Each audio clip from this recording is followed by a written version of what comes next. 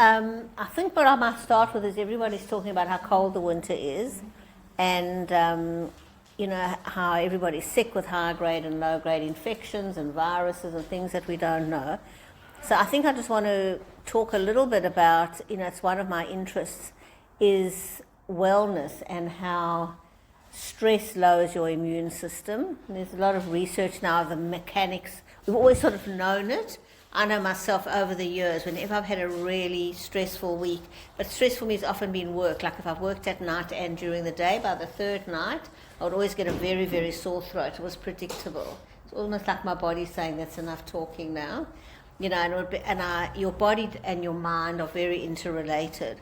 So this isn't about cause and effect, and it's not blaming anybody, but I do think we live in a world where often we forget about the importance of overall well-being. So one of the things, on the one hand, we get people like Gabor Mate talking a lot about, and he talks a lot about trauma making you sick, and how doctors, let me double check. I've been reading a lot about it also, and all these doctors talk about it starts from the gut.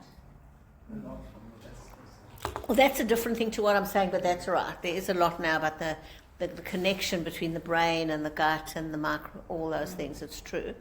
What I'm talking about is slightly different to it starting from the gut. It's talking about how stress actually affects different proteins in your body, and that the proteins that fight infection in different parts of your body. So they can measure it now. The other thing that Gabor Mate brought to my attention, someone else did the research, was they looked at, there's a part of your chromosome called the telomere. It's totally microscopic. But they did this whole research on doctors doing their internships and who they work like, with no sleep 48 hours at a time, and they found that their telomeres were like tattered and were damaged. People who were very, very highly stressed, it actually affects you on a genetic level. So everything that we do here, or any work on stress, is related to your physical well-being. Whatever we can do, we can take the medicines and we can rest in bed. That's all really good. But it's also good to think about the stress factors, because stress will literally on a physical level can affect your body. I've just finished a book called Cure, and what I was really interested in, it's about spontaneous remission. And this doctor was looking at people who are really, really sick and who get better. They have life-threatening diseases. They're told that they're going to live for 6 months, and then they survive for years after that. There aren't huge numbers of people, but he wanted to look at that population. And what's interesting is that he says that all the people that he looked at made radical changes in their lives. So one of the places that he did research was there's a place in Brazil apparently where a lot of Americans go, and they learn not only meditation, but they bring spiritual practices into their life. It's not just focusing on your breath kind of meditation. They do bring spiritual practices into their lives. And I love it because these scientists all will say, I'm an atheist and I don't believe, but all the people that got better believe in something and believe in their God. And that seems to be a really big part, is having a spiritual practice. But it's much, much bigger than that. It's just one small part. But there is some kind of radical change in their lives. And what they did is they also looked at not just people who were self-reported, but people where he looked at the x-rays, and people really were given a short space of time based on solid evidence. And the other big factor was we could call it, the belief that I can get well. The belief that I'm going to fight this, but in a very serious way, and then making drastic changes. So it's something that hopefully none of us ever go through that. But whatever we're going through in a small way, even when we just get a cough or a cold, to think about what are the stress factors, are there anything I can do better? Sometimes it's big things, like he was saying, people who are living lives that are really not suitable for them. They're either in a terrible marriage or a terrible job. And as long as they stay there, they will stay sick. And it takes courage. It takes a lot of courage to actually go, these choices that I'm living by are really not good. So it's always important to bring back working on our stress, and bringing spiritual practices. I'll just mention, I might have mentioned it last time, but when I spoke at Dover Heights Shul last week, which was a fabulous dinner and really lovely talk, they only gave me 15 minutes and they were very strict about it, which I actually don't mind, although it's quite hard to condense everything into 15 minutes. So I'll condense it now into 2 minutes. So basically, everything I said was based on the book, The Anxious Generation by Jonathan Haidt. And I very briefly spoke about how he shows the link between social media, aspects, not the internet as a whole, and the smartphone, the like button on Facebook, and when the cameras could turn around to do selfies. And what he says, which is quite different to many studies, is it's not a correlation. You know, often they say this is correlated. When this happened, this changed. They actually show causal effects. And they show that mental health outcomes for girls actually were worse than boys on lots of different diagnoses: anxiety, depression, self-harm, ADHD, suicidality.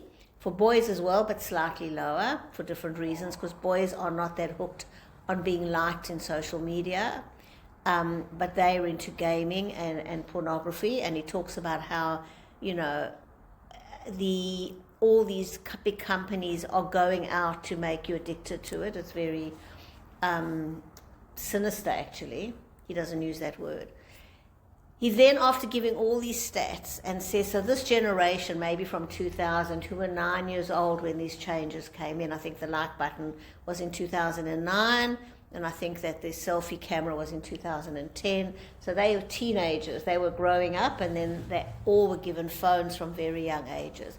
So then he has a very short chapter on solutions, and his solutions are things like no social media till age 16, no smartphones at school, so at least they've got 7 hours where they can focus and concentrate.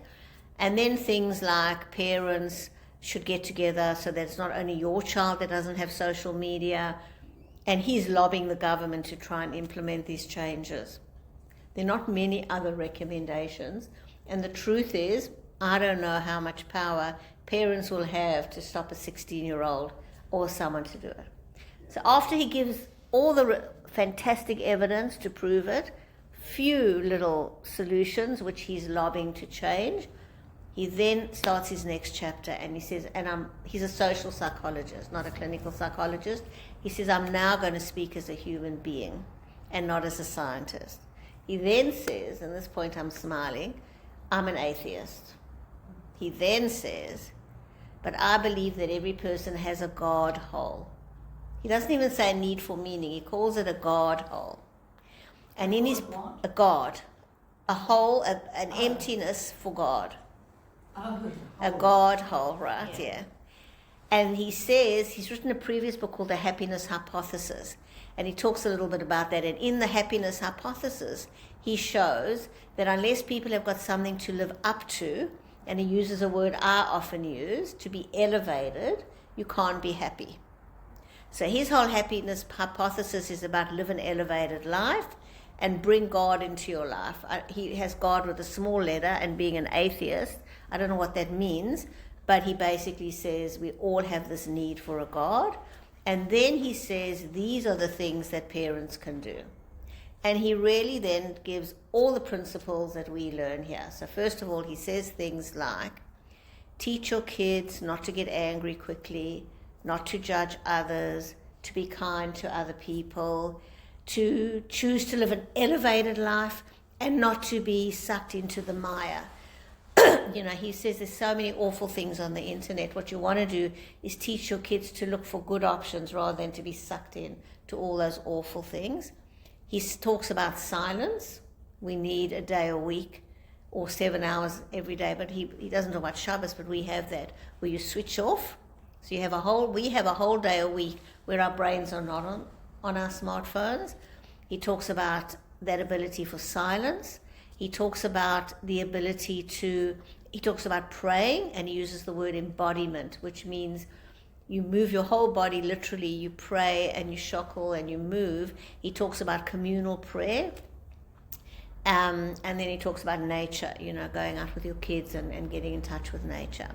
And I have to say, I was just smiling because at the end of the day, universal truths are universal truths.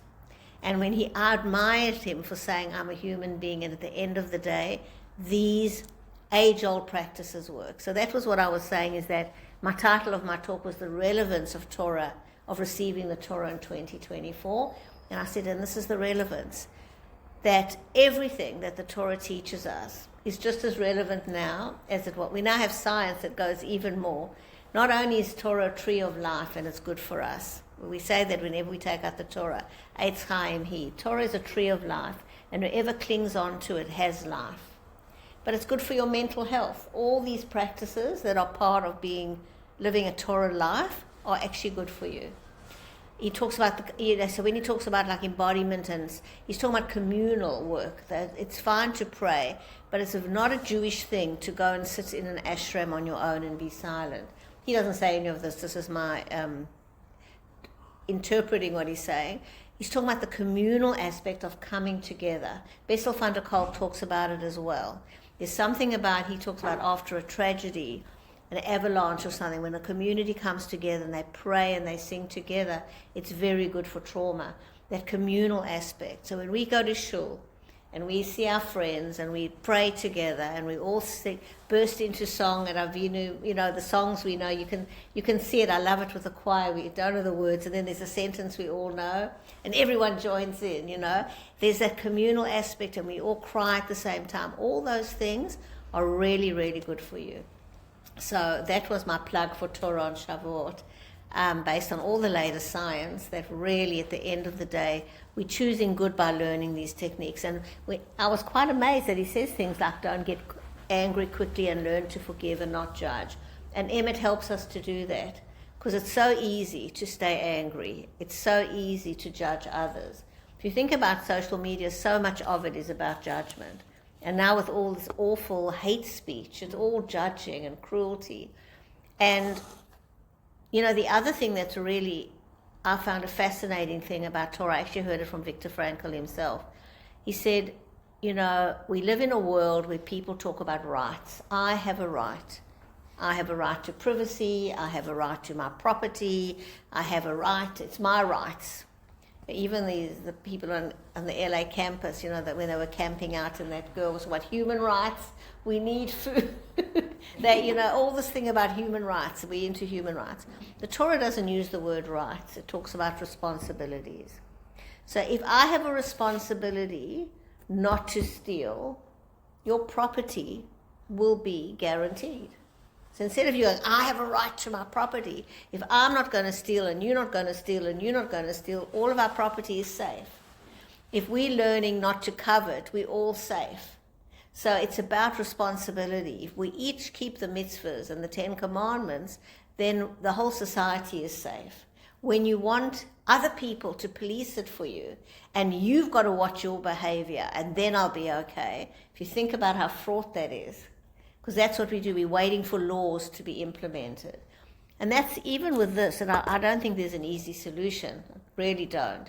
But, waiting for, he's lobbying the government, and we're hoping the government will do something with Facebook. And, we need to, as much as we can, take action and take responsibility for our mental health. We need to switch off our own phones. We need to get our kids to do the same. We need to take responsibility and stop waiting for someone else to police it or make it happen for us.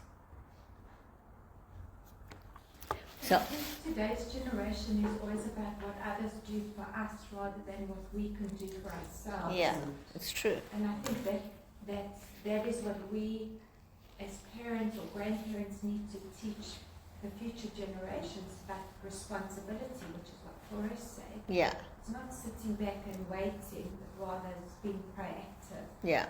Yeah. One of the nicest moments, many years ago, I ran a group for adolescents, parents of adolescents. There were 6 couples, and they were very, very good friends. It was quite a special.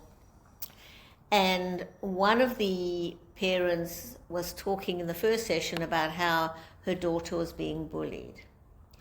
And the other parent said, that's not okay. We're going to do something about it.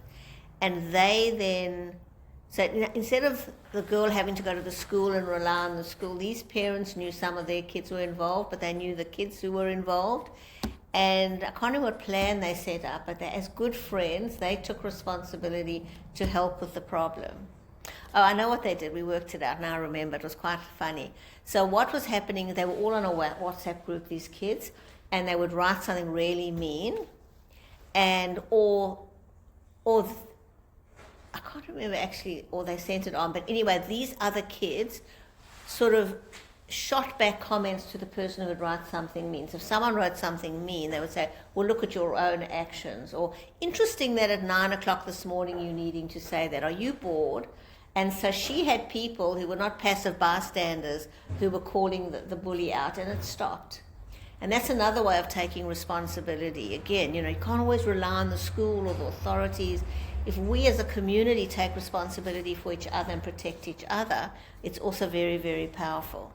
So it's all about the more we are living the life and we can then spread it through role modeling it to other people, that's one of the most important things you can do.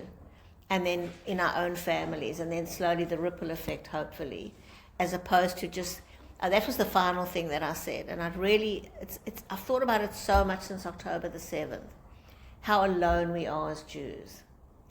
And I heard someone say, and I thought it was beautiful, he said, God is also alone. We say God is one. And we're not alone. We're with God. We are God's representatives, and we say emulate God. He's also alone. God is one, and we are one. And Avraham, the word Avraham, comes from the word Ever, which means on the other side. So they say that Avraham was on the side, and the whole world was here. So they were all idol worshippers, and he was the first person that believed in one God. That's where his name comes from. He was all alone, and the whole world thought differently. And we now are being forced to be reminded that we are Jews, and we stand for something. And if you listen, I'm so proud of even listening to the army.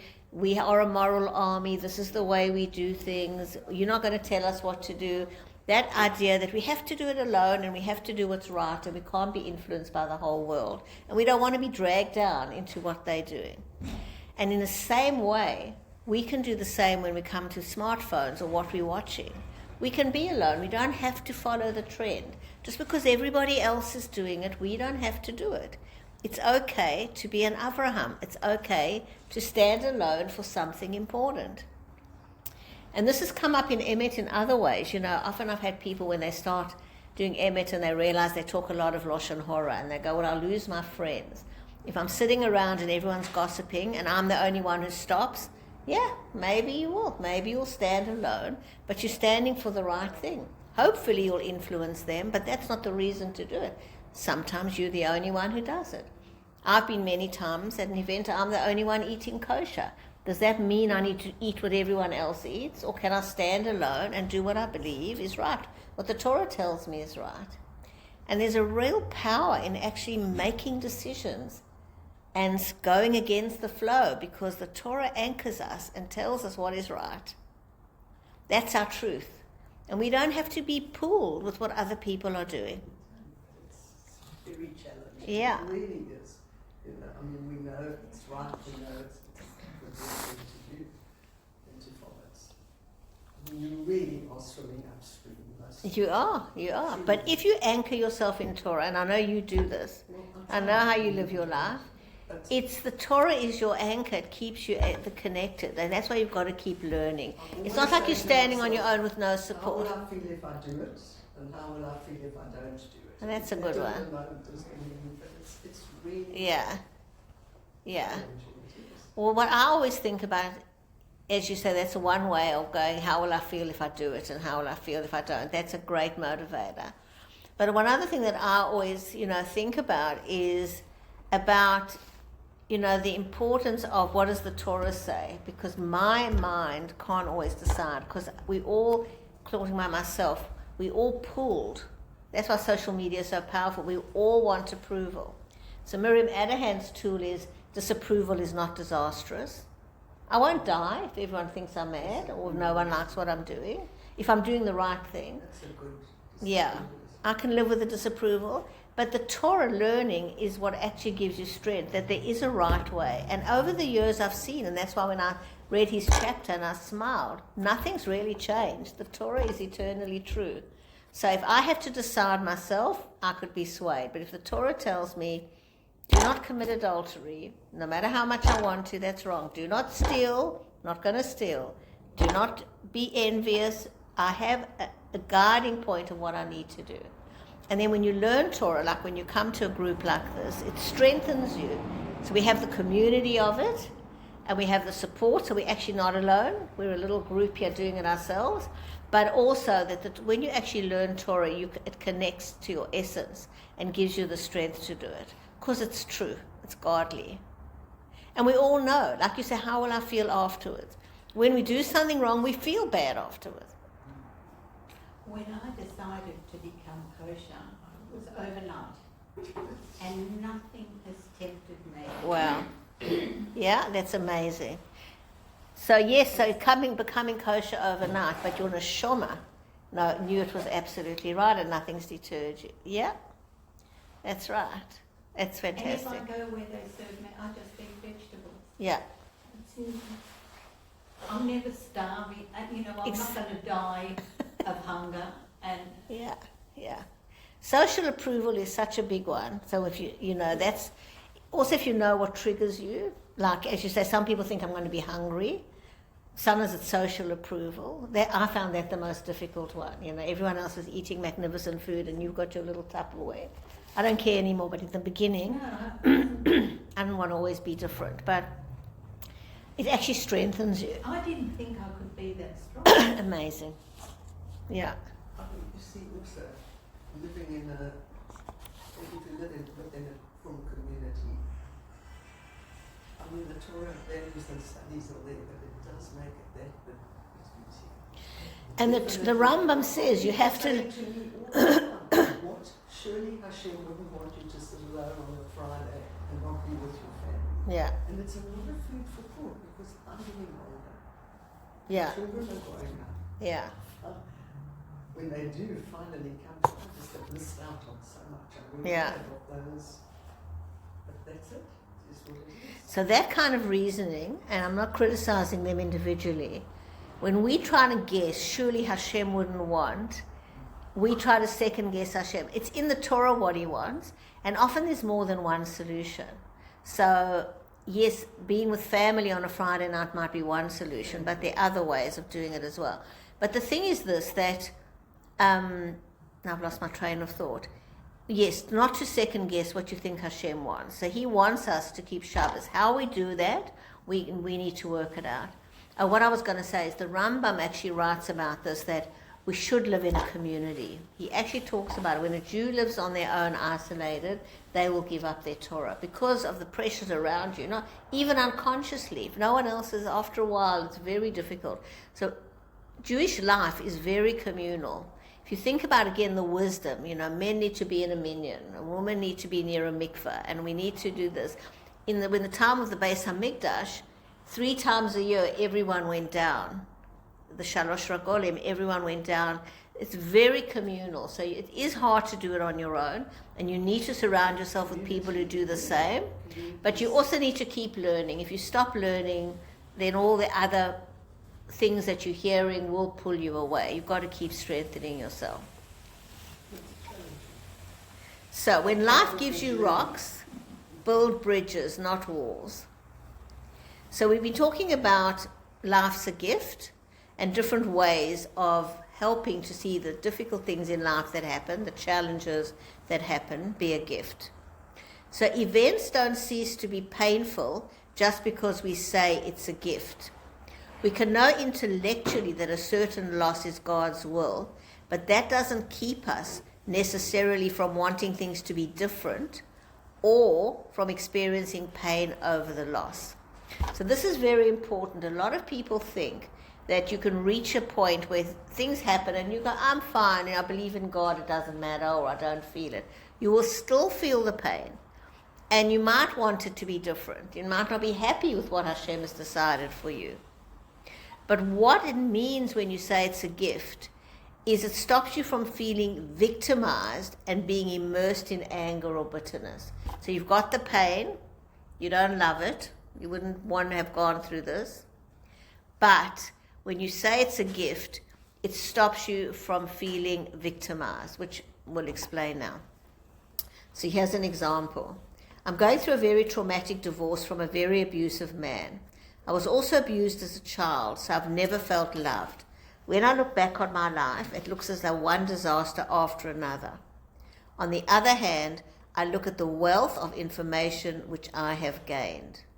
And she goes on to all the things you've gained. So it's the same thing, you know, Edith Eger's book, It's All a Gift. She went through a lot of pain, physical, emotional, Holocaust survivor, very difficult. She wouldn't have chosen it, but now she writes, it was all a gift. I wouldn't be the person I am if I hadn't gone through that. In other words, I haven't let it define me. I'm not victimized by it. It's painful, I didn't like it, but I don't have to be a victim to my circumstance. So I really want to just stress, by seeing things as a gift, we're not going, it's a blessing, darling, it's wonderful. It's not wonderful, but the gift is the growth. And we don't always feel it in the minute. So when we say it's a gift, you know, in Emmett we have what we call the sublime truths. We sometimes say things where we don't mean them really in the minute. We're not really ready, but we say, I know this is a gift. And sometimes it's only down the track when we see that. I have a patient who's gone through a divorce just like this, and it's about 2.5 years now, and she said to me about a week ago, she said, I never thought I'd say that, but I'm so glad I've been through this. Now, if I'd said to her 2 years ago when she was broken, don't worry, honey, in 2 years' time it's going to be fabulous. It's not fabulous. She doesn't have money. It's not worked out. But she has evolved so much, and she realizes how limited she was in her marriage, that she's actually going, you know what, I'm actually glad I went through this, as horrible as it's been. Now, we don't always have that luxury. Sometimes things happen to us and we never really feel the gift in it. We're lucky when we can see the gift, but we have trust that if enough other things in our life we can see the gift, then this also means that even if we can't see it. So she gives an example here, Mary Manahan. When a woman whom I'll call Sharon came to see me, her hands trembled as she spoke of the suffering she had undergone since her husband lost all their savings a year ago. What with the terrible anxiety about lawsuits, unscrupulous lawyers, and the humiliation of having to take tzedakah, she thought death was the only path to relief. Tranquilizers and antidepressants weren't helping. She was surprised when I asked her what the gifts were in the situation. How can I get in touch with those answers, she asked. I told her by role-playing. This is something we never do. Miriam Adahan does it occasionally. And what she's going to do is, if you remember, we have a concept that Bana Shoma begged for this. So in the role-play, what she would do, let's say one of you was saying this to me, I would say, okay, I'm going to ask you, your Neshama, tell me, why did you have to lose all your money? So you can play it in your own mind. And very often, thoughts will come where you'll go, oh, okay, I realize I was like this and I've changed like that. Someone was talking to me actually on, I did a podcast on Sunday, and she was all, it was cute, like very, this is amazing and that's amazing. And she comes also from an ex-South African family. And I said, do you think I was always like this? And I don't often share this. And she looked, I said, I was at Johannesburg Kugel. For me coming here without my 2 maids in a garden and my big house, with no money, was not easy. It really wasn't. But now, 25 years later, I'm a different person. Did I enjoy it? No, I still miss my maid. I do. I loved my maid. I missed her. I've had to learn to really clean up stuff I never wanted to clean up. But how you see me now is not how I was when I left Johannesburg. I was a completely different person, completely different. And you know, it's good to be able to laugh at oneself and see it. I mean, nothing tragic happened, but it's the same thing, that when you actually think about it, it wasn't really a nice quality. For me, I'm glad I don't have that quality anymore. Did I choose it? No, at the time I thought it was beautiful quality. I loved those things. I wasn't unhappy. But when you look back, you go, actually, I needed to fix that. So as often it's something more obvious or more dramatic than that, where you actually go, actually, you know what? I went, like with this woman, she had completely suppressed a part of herself in this marriage. And she realized the gift was actually, it's fine. She can let it out now. So there is always a gift, and hopefully we can always see it.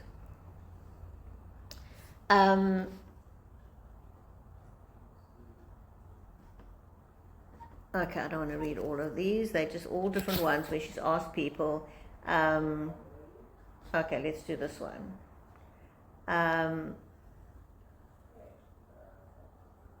No, this is all one about a woman who couldn't afford it. I don't want to do that. So the idea is that when you feel that something is really difficult and you go, why is God doing it? It's not why is God doing it in the bigger space of why he created the world like he did. It's the belief that God has created you with a unique soul. And your unique soul has come down to this earth to grow. And he has put you in the particular situation you need. I always think of it as sandpaper for you to grow. And the reason it hurts you is because it's sandpaper. It's not what you want. Someone else in the same situation might not feel it, because their neshama has a different experience. So when you think about that, God has taken the time to create you and your world so that you can go for this growth and you can be grateful for it and realize there is a gift in it. The more you keep looking for it, you will actually see it, even if it's in little moments, you know. The gift of not suddenly you're looking for an apartment and you don't find it and you're angry and why. And then later on something happens and you go, okay, I realize now. If it had happened during COVID, this might have happened. You then can see the gift in things. This is always a gift. Doesn't mean the pain isn't there. So I really want to stress that. This isn't about not having pain. It's about framing the pain in a way that you don't feel a victim to it. And that is the way that God has created the world. That pain is there to help us grow. It literally is no pain, no gain. So figuring out the gift. If you're having trouble figuring out what the gift is, it's helpful to imagine yourself talking to your neshama, which is clarity of vision about why you need to go through various trials and tribulations. It's especially helpful to find someone to play with you. So if you can't do it on your own, you can do it with someone else. And if anyone wants to do it, I'm happy to do it in private. To do what? If you really don't know why you went through something and you want to do this role play of why your neshama begged for this or why it's a gift, those kind of questions, then I'm happy to do it with you in private. Can I ask you, is Yeah. it too simple to say, this is Torah Hashem's plan, this is what was destined for me, this is what I have to go through? Sure, there are responses that you can choose either way, but in actual fact, Well, that's the ultimate. But that's that's not, it's simple in a good way, simple faith. No, I that's, just sat and handed over, but that's the ideal. If we can reach a faith where we just accept this is God's plan for me, that's what basic faith is. But very often. Yeah. So this is more when you can't accept it. This is a tool when you can't accept it, where you're going, I can't see the good, and why would God do it to me? It's true. Often as we work on ourselves, we have less of those questions of why. We just, because we've been saying it, this is God's will, I accept God's will. We say that over and over and often we reach the point where we're not even doing that anymore. But sometimes if something really, you just can't move forward, this is a way of helping you. But what you're doing is actually the ultimate. This is what Hashem wants for me. I will make God's will my will. That's that line. I mean, that's for me, like, at the end when it's not like it's been the beginning to say this is going to go through. That's right. That's right. It takes a lot of time. A lot. But it is I'm ultimately, running out of time. yeah. Oh, I don't know. I don't know how to respond to that. We're not running out of time. Every moment we have is precious. You have as much time as you'll need. Hashem will give you exactly the amount of time you need to fulfill your purpose. I know, well, that's one of the things we don't have a choice how long we're going to be around for. But the idea is to maximize that time with these kind of ideas, and to really, the more we focus on what am I being asked to do right now rather than why is it happening, is actually better. So she's saying here, for example, it's simple. It's always to perfect our midas. We become better people when we go through hard times. We should use it not to become bitter and revengeful, but rather to grow, and then to actually, if we need to take action, as long as we need to change something in our lives, God is sending us a message that something you're doing is not correct. And at the end of the day, it's always strengthening your attachment to spiritual values. The truth lies in the Torah. We can only actually get strength from Torah. All the other things are transitory. And the more I see what's going on campuses and the things that are happening, it's just, I was watching a podcast, they were talking about the campuses where it's happening are the top campuses. It's not happening in Nevada and a few others that they mention, actually. It's in the top Harvard, the top Columbia universities. And they have been dishing out these ideologies. And just because they're at a good university, we actually have to stick to always put on the spiritual lens, is what I'm being taught, does it make sense? Do I have to buy into it? Just because a professor is teaching it doesn't mean it's moral and doesn't mean it's good. These are tough questions. But really, to again, be the ever, be the one on the side that puts on a spiritual lens and go, okay, the whole world's doing this. Is this good for my neshama? Am I watching this? Is it good for me to be spending hours doom scrolling? Is it good for me to be judging other people and participating in this negative comment?